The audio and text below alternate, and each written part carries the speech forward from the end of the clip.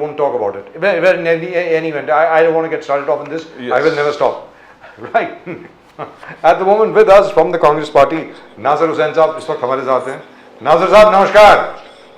नमस्कार sir, नमस्कार. How are you sir? How are you? I'm fine, thank you. What about you sir? Always fine sir. Back from Bihar, Bihar से वापस आए कि नहीं आप? नहीं मैं आ गया. तो सर मोदी साहब तो मेडिटेशन कर रहे हैं सर, ध्यान में बैठे हैं. वो तो मतलब पूरे देश के लिए पूजा कर रहे हैं, पाठ कर रहे हैं, कहते हैं विकसित भारत बने, अच्छा भारत बने, जबरदस्त बने. क्या सोचते हैं इसके बारे में सर आप? इसमें कोई बुराई नहीं है, अच्छी बात है, उन्हें करनी चाहिए. और देश के लिए अगर दुआ मांगते हैं इसमें बुराई क्या है, अच्छी बात है, जानी चाहिए.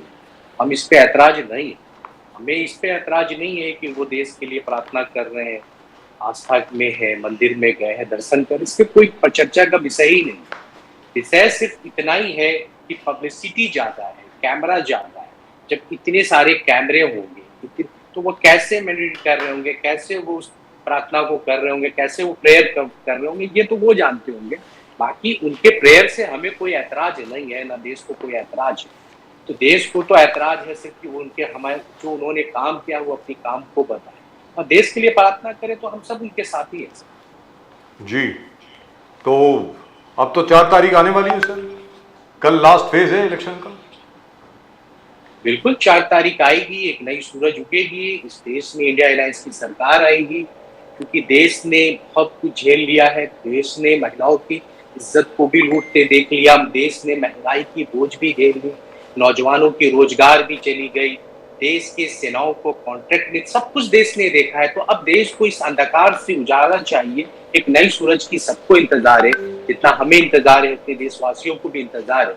140 करोड़ की जनता उस दिन की इंतजार कर रही है, कैसे इस सरकार से विदाई मिले और एक नई सूरज उगे, ताकि उनकी जो महिलाओं के लिए हमने वादे किए उस वादों को मुकम्मल करें. कैसे हम उनके अकाउंट में सालाना 1 लाख रुपया भेज सके, कैसे 30 लाख नौजवानों को रोजगार दे सके, कैसे हम 30 लाख पक्की जॉब दे सके, कैसे ग्रेजुएट डिप्लोमा वालों को हम आगे बढ़ा सके, उसके देश सारी इंतजार कर रही है. लेकिन यहाँ पर एक चीज मैं आपसे जानना चाहता हूँ, क्योंकि आपने ये बात करी है, let's be very clear, these are the basic issues. आपका जो मैनिफेस्टो है वो बेसिक इश्यूज को लेकर के है और everybody is very impressed with it, उसमें कोई दो राय नहीं है. और इंप्रेस्ड क्यों है?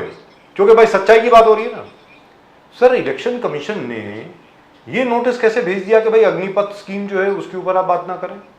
मुझे जरा अजीब लग रहा है. अभी भेजा है, ये क्या मतलब हुआ सर, बताएं जरा प्लीज. सर इलेक्शन कमीशन को 117 हम लोगों ने कंप्लेन किया, 117, जिसमें 10 से 14 या 15 हमने प्राइम मिनिस्टर के खिलाफ है, होम मिनिस्टर के खिलाफ, पर एक भी कंप्लेन पे एक्शन नहीं होता है. जितनी धर्म जातियों के नाम इस देश के प्रधानमंत्री ने लिया, इवन विपक्ष को मुजरा तक कह दिया कि मुजरा देखो. उन्होंने विपक्ष को मटन मछली पता नहीं किससे जोड़ दिया. तो आज मैं पूछता हूं, जब विपक्ष की किसी भी सवालों का वो इलेक्शन कमीशन ने हमारे जवाब नहीं दिया, तो हम उनसे क्या उम्मीद रख सकते हैं? वो हमें इसी तरह की नोटिस देंगे. अग्निवीर जैसी योजना अगर हम कैंसिल करने की बात करते हैं, हमारे मैनिफेस्टो में तो इलेक्शन कमीशन को ऐतराज किया.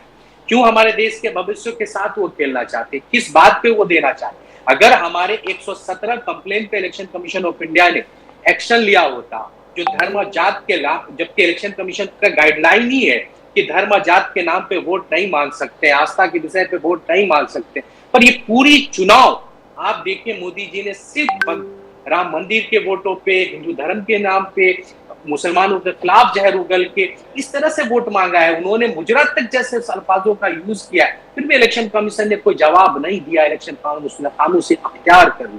तो आज वो इस तरह की जवाब देके वो अपने आप को शुरू बनने की कोशिश कर रहे हैं. इलेक्शन कमीशन भी अब मुझे लगता है उस लाइन में खड़ी हो गई जहाँ ईडी, सीबीआई और दूसरी एजेंसियां खड़ी थी, आज उसी अपने रो में खड़ी जिसकी पूरी देश की आस्था इलेक्शन कमीशन में कि वो एक न्यूट्रल रहेगी, वो न्यूट्रल बन के काम करेगी. मगर वैसा दिख नहीं रहा है, क्योंकि हमारे 117 कंप्लेनों में से किसी पे एक्शन नहीं लिया गया, जबकि होम मिनिस्टर पे या चीफ मिनिस्टर यूपी पे है, हेमंत बिश्व शर्मा पे, किसी पे कोई कार्रवाई नहीं हुई है. जहाँ खुलेआम धर्म की बात हुई, खुलेआम मुसलमान धर्मों को गाली दिया गया, खुलेआम उनको इस देश के नागरिक ना होने का ऐसा सबक दिया गया कि देश के वो नागरिक ना, फिर भी कोई इलेक्शन कमीशन ने कोई उस पर एक्शन नहीं लिया है. तो हम उससे उम्मीद भी नहीं कर सकते। नासिर हुसैन साहब, आप बिहार में थे, आप बिहार में ग्राउंड लेवल पे हर चीज देख लिए।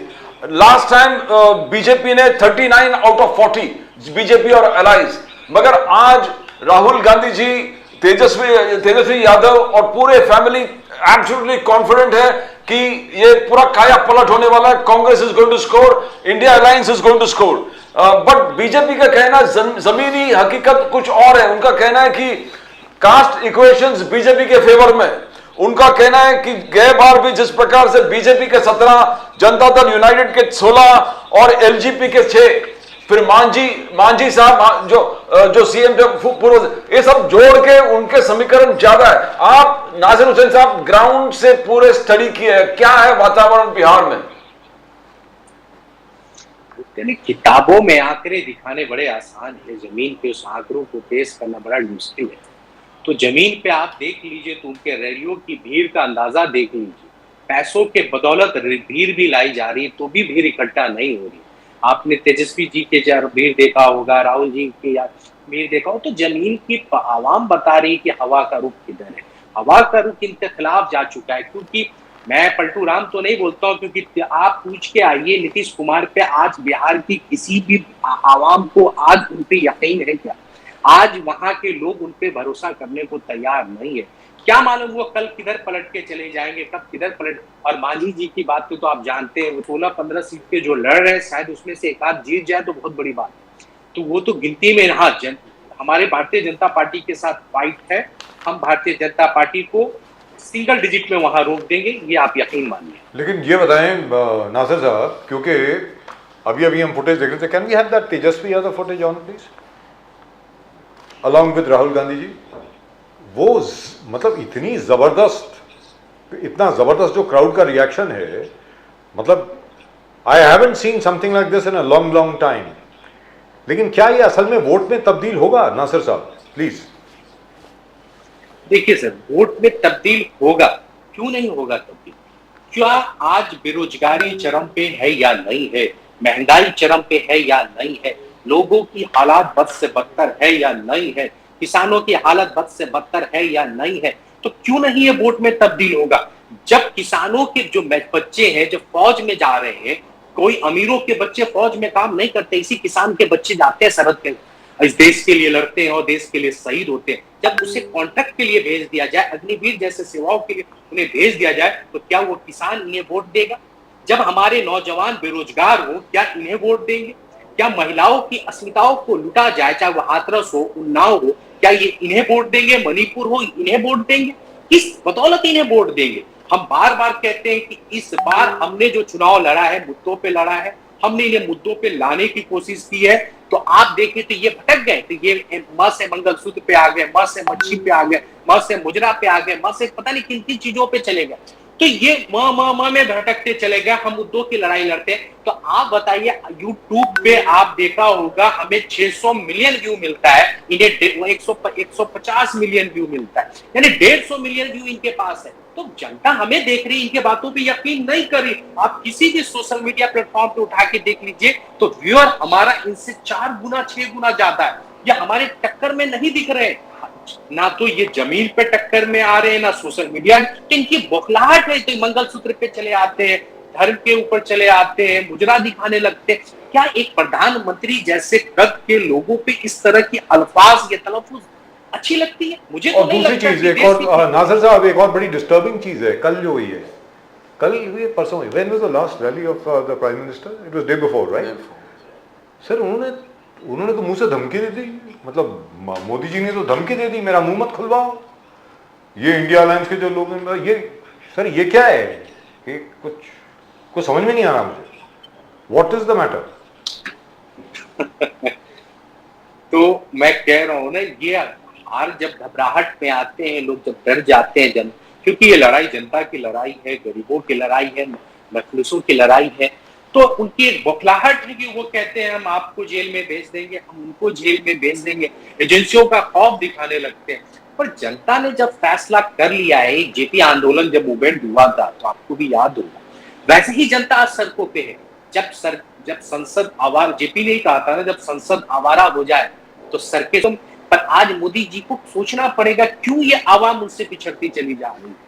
मुझे नहीं मालूम कि मुझे कितना आंकड़ा आता है, मगर 272 सरकार बनाने के लिए आंकड़ा चाहिए, तो मुझे यकीन है कि 272 से ज्यादा मुझे आएंगे।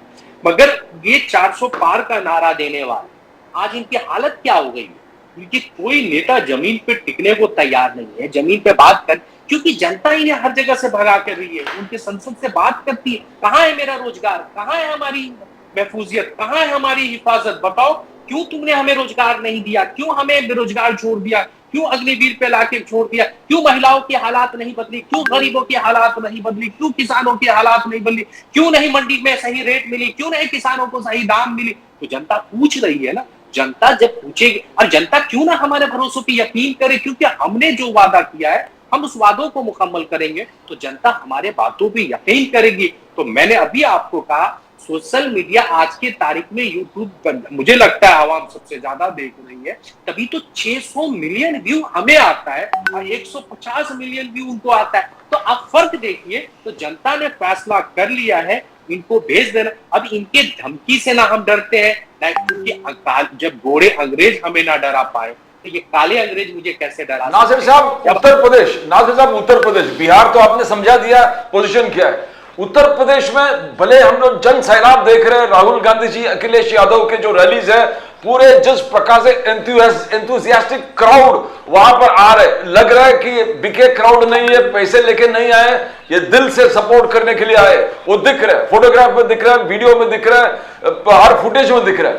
पर बीजेपी का कहना है क्या आज के तारीख में मायावती इनके साथ नहीं है, तो जटा वोट अलग हो गए, तो क्या यादव वोट और सिर्फ राहुल गांधी जी के कांग्रेस वोट से मोदी जी के रथ को यहां पर रोक देगा? यूपी में मोदी जी, योगी आदित्यनाथ जी कह रहे हैं कि 80 सीट, और दूसरा जो जातीय समीकरण है उनको कहना कुर्मी, राजभर, लोध, निषाद, मौर्य, जाट, ये सब बीजेपी के साथ है।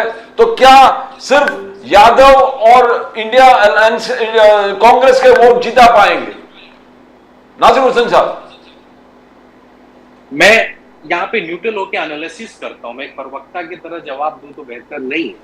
अगर आप बहुत अच्छे पत्रकार भी हैं और आप समझते होंगे, तो राहुल गांधी अमेठी में 2019 में चुनाव हार जाते हैं, लगभग 50 से 56,000 वोट के दरमियान। 55,000 वोट, मैं वही 50,000 से 55,000 के बीच में वो चुनाव हार जाते हैं।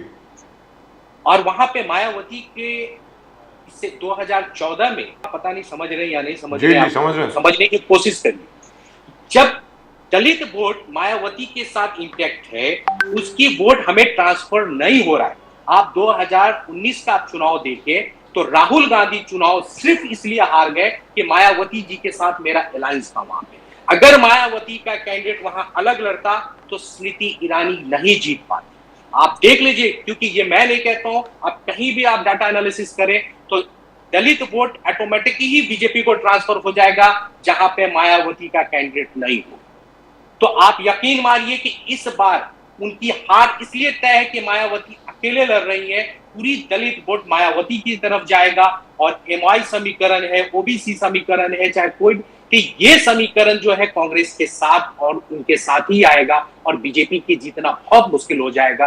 आप यकीन मानिए, चुनाव को अगर आप समझते हैं, आप यहाँ यूपी की चुनाव को अगर आपने करीब से देखा होगा, तो मेरा अपना एनालिसिस है इस बार उनके लिए बहुत मुश्किल हो जाएगा कि 30 सीट मिलेगा कि 25 सीट मिलेगा, इससे ऊपर वो बढ़ेंगे या नहीं बढ़ेंगे, ये बीजेपी को खुद से एनालिसिस करना चाहिए। क्या मायावती को अलग लड़ने से फायदा था या कांग्रेस के साथ आने से फायदा था? ये आज बीजेपी से ऑफ कैमरा रिकॉर्ड आप बात करेंगे तो इसका जवाब वो बेहतर तरीके से आपको देंगे। और दूसरी चीज एक और सामने आई है नासिर साहब, मैंने पहली बार किसी भारतीय जनता पार्टी और उसके पहले भारतीय जनसंघ, भाई हम तो जर्नलिस्ट हैं 1982 से लेकिन उसके पहले भी, क्योंकि पॉलिटिकल फैमिली से आते हैं, घर में तो पॉलिटिक्स चलता ही था हमेशा, सब नेता वेता सब लोग आया करते थे। मैं दिल्ली की बात कर रहा हूँ। पहली बार मैंने किसी भारतीय जनसंघ या भारतीय जनता पार्टी के अध्यक्ष को ये बोलते हुए सुना है, we don't need the RSS, हमें आरएसएस की आवश्यकता नहीं है। नड्डा साहब ने ये बोल दिया। सर ये क्या है, ये क्या हो रहा है सर? जब इंसान की घमंड बहुत होती है तो वो घमंड पे चूर हो जाता है। उन्हें लगता है कि मोदी जी से बड़ा कोई संगठन नहीं है, बीजेपी भी कम है, मोदी जी बहुत ऊपर है। खैर आरएसएस की बात ही क्या करे, वो आरएसएस है जो अलग ही दुनिया रही, ना आजादी की लड़ाई लड़ी, ना किसी गरीबों के लिए आंदोलन की, तो उनकी दुनिया ही अलग है। तो आज वो जो संगठन उन्हें बच्चे की तरफ पाल के इनको बड़ा करता है बीजेपी को, जब बीजेपी के नामो निशान नहीं थी, जनसंघ थी, और वो तो उस समय भी आरएसएस ने इनको सपोर्ट करके एक अन्ना आंदोलन जैसा खड़ा किया। उस आरएसएस ने अन्ना आंदोलन को इतना बड़ा बना दिया कि आपको मालूम है जिससे बीजेपी सत्ता में आ गई। तो आज बोलते आरएसएस की जरूरत नहीं है, तो इस चुनाव में पता चल जाएगा कि आरएसएस इनके लिए इंपॉर्टेंट है या नहीं है। अब मुझे नहीं मालूम इन्होंने क्यों बोला है कि आरएसएस ने ऐसा क्या, तो आरएसएस भी नहीं चाहती होगी, शायद इनकी घमंडे की आरएसएस को पसंद नहीं आएगी। हम तो आरएसएस की बात करते नहीं ना, हम आरएसएस के बात को समझते हैं, क्योंकि हम आरएसएस को जब से देख रहे हैं, जनसंघ के दौर से, आजादी के दौर से और अब तक दौर से, ये नफरती लोग हैं, नफरती फैलाते हैं। क्योंकि आज देख ही रहे आप रिजर्वेशन के नाम पे किस तरह की आग उगली जा रही है। यही आरएसएस की जो कहती थी रिजर्वेशन का ये विश्लेषण होना चाहिए, आरक्षण को खत्म कर देना चाहिए, आरक्षण की जरूरत नहीं है, आरक्षण की ये करिए वो करिए, तरह तरह की बातें करते थे, जो आरक्षण के खिलाफ बात करते थे, रिजर्वेशन की। आज वो आरएसएस इनके लिए जरूरत है या नहीं है, यानी कि रिजर्वेशन को खत्म करना चाहते हैं या आरएसएस से अलग होना चाहते हैं या क्या है, ये तो इनको जवाब देना चाहिए। क्यों नहीं आज आरएसएस से, किस बात से इनको आरएसएस के खिलाफ है, क्यों आरएसएस से ये नफरत करते हैं, अब तो इन्हें जवाब देना चाहिए। लेकिन सर एक वन स्मॉल थिंग, एक बहुत बड़ी चीज हुई है जब से मोदी जी सत्ता में आए, बहुत बड़ी चीज हुई है सर।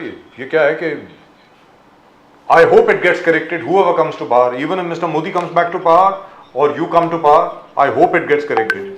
सर वो हमारी जो लेबर मिनिस्ट्री है ना, मिनिस्ट्री ऑफ लेबर, वो क्वार्टरली फिगर्स पब्लिश किया करते थे एम्प्लॉयमेंट के। सर वो 8 साल से फिगर पब्लिश नहीं कर रहे, वो डेटा आया ही नहीं सर। नहीं 8 साल से नहीं आ रहा सर, क्या है ये? वो बेरोजगारी की आलम इतनी है, 47 साल में सबसे ज्यादा बेरोजगारी अभी, तो वो डेटा कैसे दिखाएंगे, जनता को क्या सवाल जवाब देंगे कि हमने 2 करोड़ लोगों को रोजगार देने का वादा किया था, आज क्यों है? अब मैं हैरान तो ये हूं कि बोलते हैं कि 27 करोड़ लोगों को गरीबी रेखा से ऊपर लाया। वो कौन सा डेटा है, मैं वो जानना चाहता हूँ, वो डेटा कौन सा है बताओ।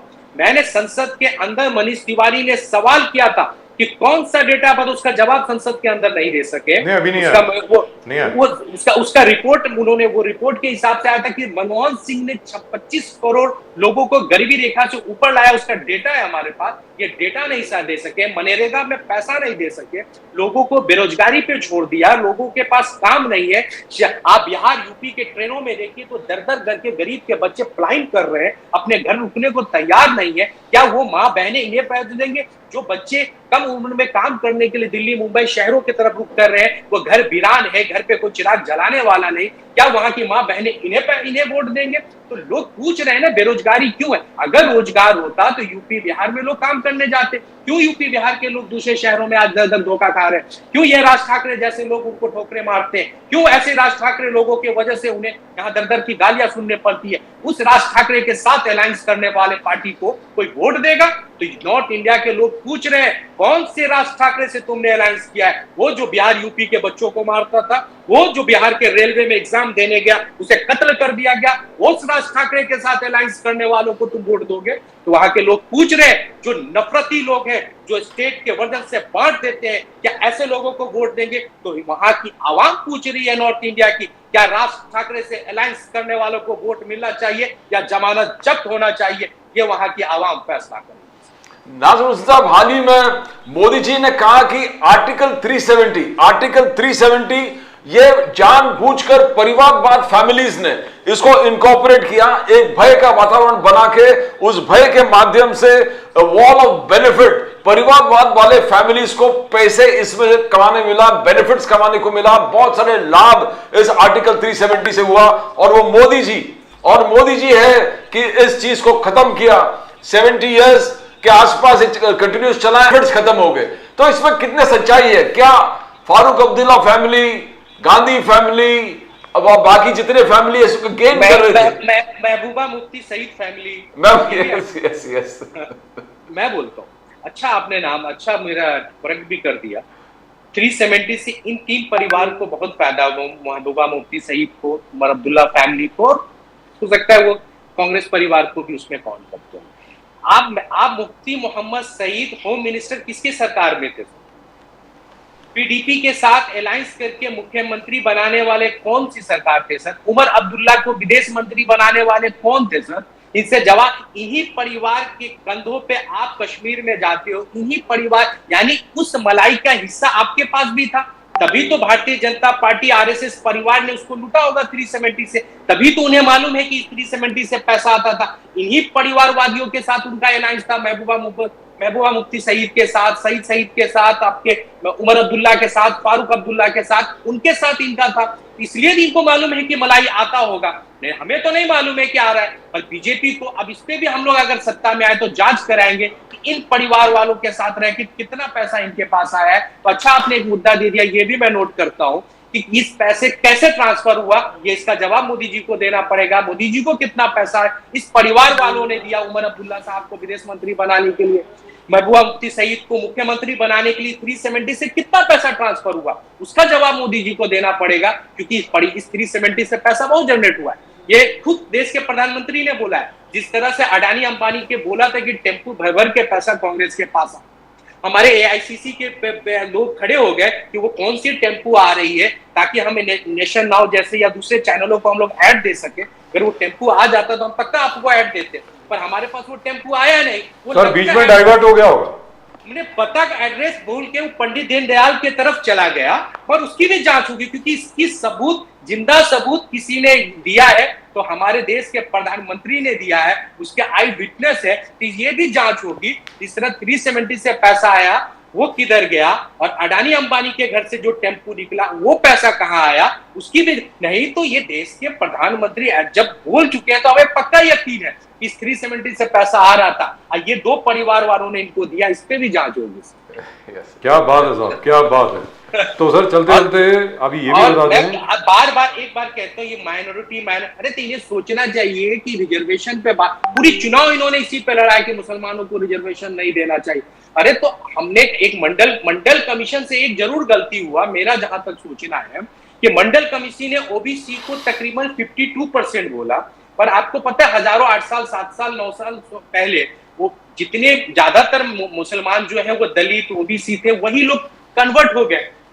तो अगर मुसलमानों में जो कन्वर्ट हुए हैं उस वक्त, जो दलित थे ओबीसी थे, वो लोग, ये मैं हकीकत है ये जो मैं आपको बयान कर रहा हूँ, जो कन्वर्ट होकर मुस्लिम बने, वो समाज पिछड़ा रहे, तो वो क्या उस समाज को रिजर्वेशन नहीं मिलना चाहिए? पूरे मुसलमान कौम को तो नहीं बात कर रहे थे हम रिजर्वेशन की, हम बात करें जो पिछड़ापन हो, जिस समाज, अगर हिंदू में कोई यानी दलित कोई हिंदू नहीं मानते हैं, ओबीसी को ये हिंदू नहीं मानते हैं, तभी तो हम उनको रिजर्वेशन देते, क्योंकि हिंदू में ये पिछड़ापन है। अगर इसी तरह मुसलमान में कोई जाति जो कन्वर्ट हुआ, लगभग 80 से 90% है, मेरा जहां तक कहना है, जो कन्वर्टेड है, जो उस वक्त दलित और ओबीसी कन्वर्ट होकर इंडिया में बने, उसमें भी समाज में उस दलित से भी बदतर जिंदगी है, जो आपने भी सच्चर कमेटी का रिपोर्ट पढ़ा होगा, दलितों से भी बदतर मिलता है। तो आपको तकलीफ क्या है? लेकिन गुजरात में तो दे रहे हैं ना सर। मैं कह रहा गुजरात का मैंने खुद न्यूज डाला है, मैंने खुद न्यूज दिया है, उनका शेड्यूल 2 में देखिए तो खुद वो अरबी, सकरी, जुलाहा, दुनिया, खुद गुजरात में जहां के 15 साल से वो मुख्यमंत्री थे, वहां रिजर्वेशन दे रहे हैं। यहाँ आके प्रधानमंत्री मंचों से झूठ बोलते हैं। अरे कितना झूठ बोलोगे बाबा, कितना कोई झूठ बोलता है? देश का प्रधानमंत्री होके आप मुसलमानों के खिलाफ बात करते हो, कभी आपने इनसे ये नहीं पूछा कि रोजगार हम देंगे, दलितों के उद्धार करेंगे, गरीबों के लिए काम करेंगे, इतना घर बनाएंगे, इतना हमने टॉयलेट दिया तो कहां दिया? तो इन पे बात नहीं करके सिर्फ नफरत। तो आज ये देखिए ना, मंगलसूत्र है, भैंस खोल लेंगे, ऐसे कहीं चुनाव लड़ा जाता है? हमने अपने बेस पे वाला, हमने इतने साल में ये काम किया है, हमारा विजन ये है, हम 1 लाख महिलाओं को सालाना पैसा देंगे, हम 30 लाख नौजवानों को रोजगार देंगे, अग्निवीर कैंसिल करेंगे। हमने इस पे चुनाव लड़ा है। आप क्या कर रहे हो? हिंदू पे ला रहे हो, मुस्लिम पे ला रहे हो, भैंस पे ला रहे हो, मंगलसूत्र पे ला रहे हो, मुजरा पे ला रहे हो, इन्हीं सब मुद्दों पे चुनाव लड़ रहे हो। मुजरा कहां से आ गया सर? ये मुजरा कहां से आ गया? मुझे समझ में नहीं आया। विपक्ष कोई मंत्री कभी नहीं देखा हमने जो अपने अल्फाजों को कंट्रोल नहीं कर पाया। आप हजारों इंटरव्यू दीजिए, हजारों आप मीटिंग करिए, मगर तलफ्फुज पे पकड़ होनी चाहिए, अल्फाज पे पकड़ होनी चाहिए। Should be you speak in the manner. आप अपने जब भी बात करें आप मैनर में बात करें, पर नहीं, विपक्ष को आप तो दुश्मन की बना दिया। अरे हमने भी लड़ा है, अटल बिहारी वाजपेयी के खिलाफ लड़ाई तल्खी बहुत रही होगी, हमने इतनी चुनाव लड़ी, मगर ऐसी नफरती हमने नहीं, तल्ख जरूर रहे, नफरती चुनाव नहीं लड़ी।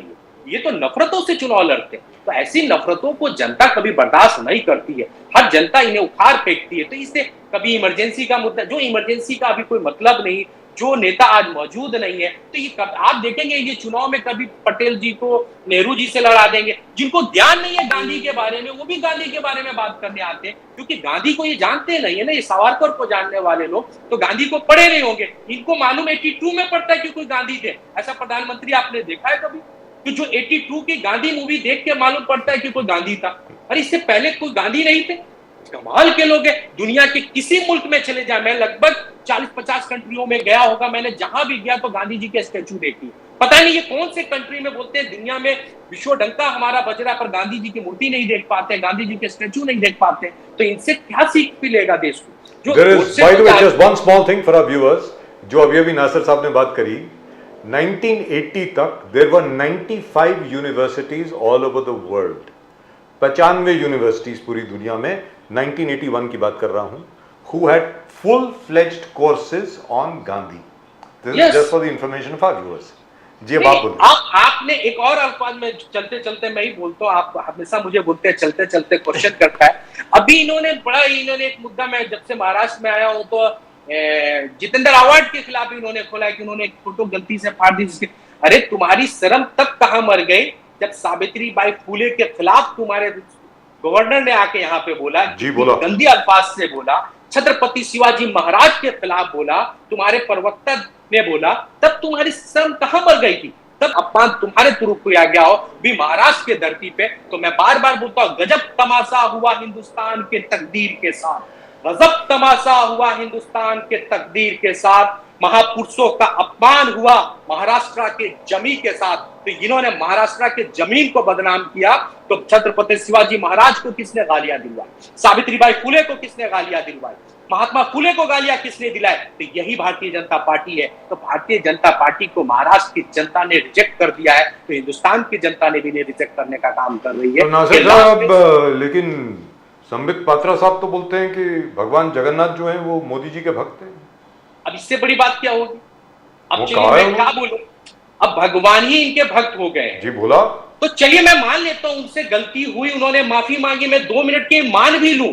मगर सावित्री बाई फुले और महात्मा फुले और इनके खिलाफ अगर बोले छत्रपति शिवाजी उसके लिए कब भारतीय जनता पार्टी ने माफी मांगी? मैं कहता हूं संबित पात्रा ने गलती की या स्लिप ऑफ टून है, जो भी है, उसने माफी मांगी, मैं उस पर मुझे कोई ऐतराज नहीं, गलतियां हो जाती है। मगर ये जिद पे अड़ जाना, उसके लिए कोई माफीनामा आज तक नहीं किसी ने मांगा, उस पर मेरा ऐतराज। क्यों छत्रपति शिवाजी महाराज का बदनाम किया गया? क्यों सावित्रीबाई फुले को जो वो सावित्रीबाई फुले जिन पे लोग पत्थर चलाते थे, जो महिला एक साड़ी लेके अपने बच्चों को एजुकेशन देती थी, जिसको घर पे आसरा नहीं दिया था, उसको आसरा देने वाला कोई था बजाज भाई, तो शेख फातिमा थी। वो मुसलमान शेख फातिमा थी जो अपने घर में उन्हें रखती है, उन्हें धन दौलत देती है, उन्हें यूनिवर्सिटी कॉलेज बनाने में उनकी योगदान देती है, और देश की पहली माइनॉरिटी टीचर शेख फातिमा। तो हिंदुस्तान ने सबको भुला दिया है ना। हजरत बेगम को किसी ने याद रखा, जो जिस तरह रानी की झांसी को याद रखा गया, उसी तरह हजरत बेगम को याद रख, जो अंग्रेजों के खिलाफ आखिरी सांस तक लड़ती रही, उन्होंने घुटना नहीं टेका। उनकी क्या लड़ाई थी? क्या हजरत बेगम को वो रुतबा मिला? हमने तो नहीं बोला कि वो मुसलमान थे, उन्हें वो रुतबा नहीं मिला। शेख फातिमा को वो रुतबा मिला जब कौन समाज था जो उनके पर पत्थर मार रहा था? शेख सावित्रीबाई फुले पे कौन लोग थे जो उनको घर से निकाल दिया जाता था? कौन वो लोग थे जो उनपे कीचड़ मारा करते थे? वो कौन लोग थे? यही वो आरएसएस की सोच थी, वही वो नफरती सोच थी जो उनपे पत्थर मारने का काम करती थी, और उसको आसरा देने का काम किसी ने किया तो शेख फातिमा ने किया। तो हम ऐसे लोग हैं, तो इसीलिए बोलते हैं ये गंगा जमुना तहजीब है। तो ये गंगा और जमुना है ना, सिर्फ बोलने का नहीं है, समझने का भी है। क्यों गंगा और जमुना कहा गया? इसका ये क्वेश्चन कभी कर लीजिएगा, क्यों गंगा जमुना तहजीब का एग्जाम्पल दिया जाता है? तो मैं चैलेंज करता हूं, भारतीय जनता पार्टी आपको जवाब नहीं देगा। ये मुहावरा क्यों बना गंगा जमुना? और भी बन सकता था, पूछ के देखिए, कोई बता नहीं पाएगा ये क्या है। तो इन्हें मालूम नहीं है हिंदुस्तान की मोहब्बत किस तरह से। और मुगलिया को गाली जाते हैं। आपने अभी क्या मुगलिया सल्तनत के दौर में आप देखो हमारा कितना ट्रिलियन का ये था, अब 5 ट्रिलियन। वो हिंदुस्तान स्टील एक्सपोर्ट करता था, हम शिप एक्सपोर्ट करते थे। हमारा जीडीपी देखो उस समय क्या दौर था, आज आपने क्या दौर बना दिया। और गंगा भी अविरल थी, पवित्र थी और साफ थी। तो वही कह रहा हूं कि उस दौर की जीडीपी देखो, जबकि वो लुटेरा था, ये था, फिर भी जीडीपी लेके कहां बना दिया। आप तो देशभक्त थे, सब कुछ थे, तब भी हमारे जीडीपी बेरोजगारी पे ला दिया। दुनिया को एक्सपोर्ट करने वाला स्टील कंपनी, आज हम इंपोर्ट दूसरी जगह से शिप और जहाज करते हैं, हम उस समय एक्सपोर्ट करते थे।